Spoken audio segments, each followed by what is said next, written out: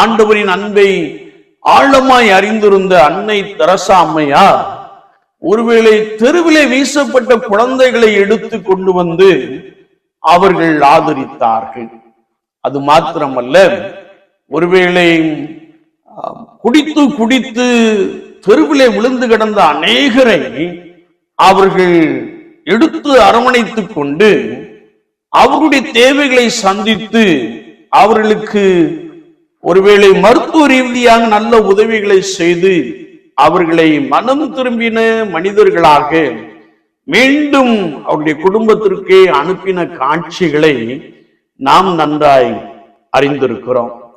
ஒருவேளை நம்முடைய பகுதியை நாம் எடுத்துக் கொள்ளுகின்ற பொழுது குட் சமாரிட்டன் ஹோம், ஒருவேளை நல்ல சமாரியன் என்ற இந்த இல்லத்தை நாம் அதிகமாய் கேள்விப்பட்டிருக்கிறோம். சமீபத்திலே நாம் அதிகமாக